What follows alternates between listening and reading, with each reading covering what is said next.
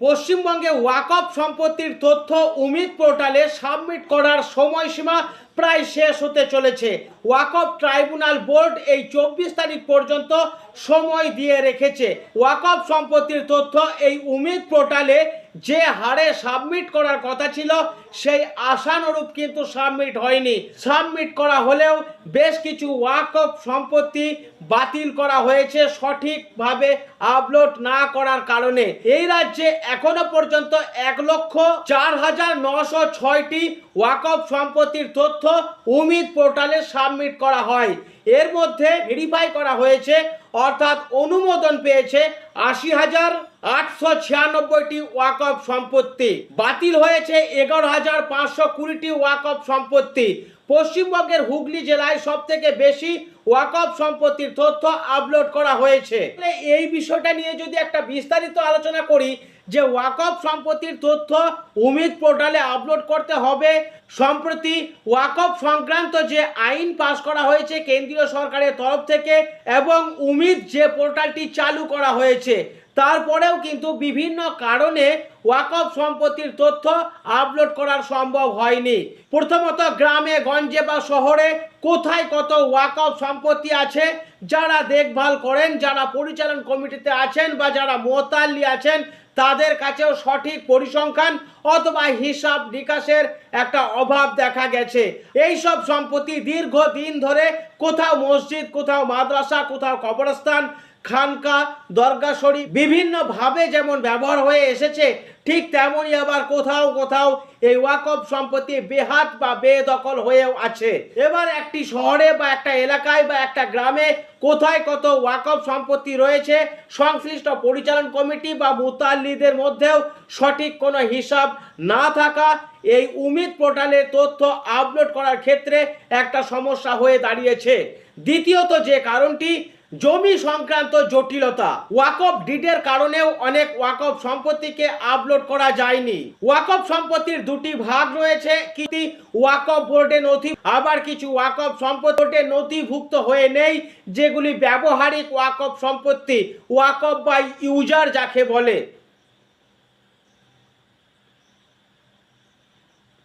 স্বাধীনতার আগে বা পরে অনেক সম্পত্তিকে ওয়াকফ করা হলেও সমস্ত সম্পত্তির তথ্য কিন্তু পশ্চিমবঙ্গ ওয়াকফ বোর্ডের খাতায় কলমে নথিভুক্ত নেই। অন্যদিকে আরও একটা উল্লেখযোগ্য বিষয় হলো 2016-17 সালে পশ্চিমবঙ্গ রাজ্য সরকারের ভূমি ও রাজস্ব দপ্তরের তরফ থেকে একটা সার্ভে বা সমীক্ষা করা হয়েছিল। কোথায় কত ধর্মীয় বা ওয়াকফ সম্পত্তি রয়েছে, সেটা মসজিদ থেকে শুরু করে কবরস্থান, ঈদগাহ, বৃহত্তর সম্পত্তি, খানকা শরীফ, দরগা শরীফ ইত্যাদি। এবার এই 2016-17 সালে যে সার্ভেটি করা হয়েছিল পশ্চিমবঙ্গ ভূমি ও রাজস্ব দপ্তরের তরফ থেকে, তখন কিন্তু ভূমি দপ্তর নিজেদের মতো করে সার্ভে করে। সংশ্লিষ্ট কর্তৃপক্ষ জানতো না বা তাদের জানানো হয়নি যে আপনার এলাকায় বা আপনার গ্রামে এই জায়গায় এই দাগ নম্বরে এই রকম ওয়াকফ সম্পত্তি আছে, অর্থাৎ কোনো জায়গা কবরস্থান, কোনো জায়গা বৃহত্তর সম্পত্তি, কোনো জায়গা খানকা শরীফ, দরগা শরীফ, মসজিদ, ঈদগাহ, এই সব। এবার এই যে 2016-17 সময়কালে যে সার্ভে করা হয়েছিল, সেই সার্ভের ভিত্তিতে কিন্তু রাজ্য সরকারের ভূমি দপ্তরের কাছে কোথায় কত ওয়াকফ সম্পত্তি রয়েছে তার পরিষ্কার হিসাব কিন্তু আছে। এখন ওয়াকফ দপ্তর সমস্ত ওয়াকফ সম্পত্তির তথ্য বলতে না পারলেও পশ্চিমবঙ্গ রাজ্য সরকারের ভূমি ও রাজস্ব দপ্তর তাদের কাছে সমস্ত তথ্য রয়ে গেছে। এদিকে উমিদ পোর্টালে ওয়াকফ সম্পত্তির তথ্য আপলোড করার ক্ষেত্রে যে সমস্যাগুলি রয়েছে তার মধ্যে আরও একটা কারণ হলো যে অনেক মসজিদ, কবরস্থান ওয়াকফ হিসাবে ঘোষণা করা হলেও তাতে মুতাল্লি কিন্তু নিয়োগ করা নেই। গ্রামগতভাবে, এলাকাগতভাবে একজন মুতাল্লি থাকলেও সেই মুতাল্লির নাম কিন্তু ওয়াকফ বোর্ডে ইনলিস্টেড নেই বা ওয়াকফ বোর্ড সরকারিভাবে জানে না যে এই সম্পত্তির মুতাল্লি কে। অর্থাৎ কোনো একটি গ্রাম বা এলাকায় ওয়াকফ সম্পত্তি থাকলেও সেখানে গ্রামগতভাবে পাড়া ভিত্তিক বা এলাকা ভিত্তিক একজন মুতাল্লি থাকলেও তিনি সরকার অনুমোদিত মুতাল্লি নয়। আবার অনেক মুতাল্লি মারা যাবার পরেও নতুন করে মুতাল্লি কিন্তু নিয়োগ করা হয়নি। বিগত সরকারের আমলে মসজিদের কর্মরত ইমাম বা মুয়াজ্জিনরা ভাতা পেতেন, এটা ঠিক, সেই ভাতা দেয়া হতো ওয়াকফ দপ্তরের তরফ থেকে, এটাও ঠিক। কিন্তু সেই সমস্ত মসজিদ যে ওয়াকফ দপ্তরের অধীনস্থ বা ওয়াকফ বোর্ডে নথিভুক্ত আছে, তাদের ইসি নাম্বার আছে, তা কিন্তু নয়। রাজ্য সরকার তখন ভাতা দিয়েছিলেন ইমাম বা মুয়াজ্জিনদেরকে, মসজিদের দাগ নম্বর, খতিয়ান নাম্বার এসব নেওয়া হয়েছিল ঠিকই। সেই মসজিদ আদেও কি গ্রামবাসী দ্বারা পরিচালিত নাকি ওয়াকফ দপ্তরের মধ্যে নথিভুক্ত করা আছে, সেটাও কিন্তু পরিষ্কার নয়।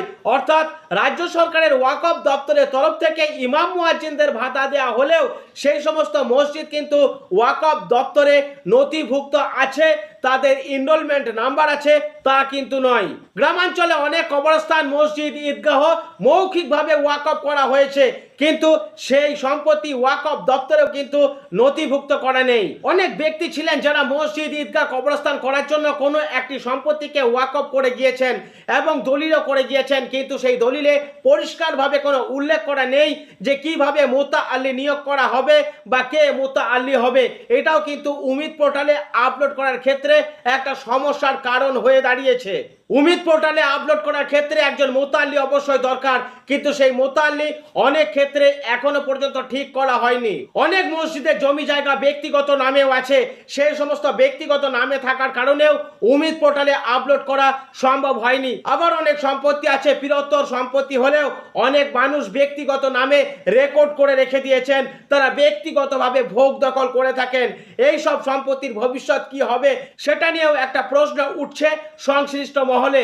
এখন রাজ্যে যত ওয়াকফ সম্পত্তি আছে, সেই ওয়াকফ সম্পত্তির কতটা অংশ সঠিকভাবে উমিদ পোর্টালে আপলোড হবে বা ওয়াকফ দপ্তর এমনকি কেন্দ্রীয় সরকার ওয়াকফ বলে সেগুলিকে স্বীকৃতি দেবে, আর কোন সম্পত্তি ওয়াকফ সম্পত্তি হয়ে থাকলেও তা ব্যক্তিগত ভোগ দখল, অথবা সেগুলি উমিদ পোর্টালে আপলোড না হওয়ার জন্য তার ভবিষ্যৎ কি হবে, এটাই এখন ভাবছে বিশেষজ্ঞ মহল। ওয়াকফ সম্পত্তি বিষয়ক একটা ছোট্ট আলোচনা করা হলো এই ভিডিওতে। তবে এখনো বেশ কিছুদিন সময় আছে ওয়াকফ সম্পত্তির তথ্য উমিদ পোর্টালে আপলোড করার জন্য।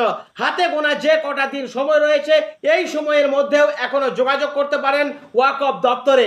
সামাজিক সচেতনতার স্বার্থে ভিডিওটি শেয়ার করবেন, এই সবিনয় অনুরোধটুকু রাখছি। সবাই ভালো থাকুন।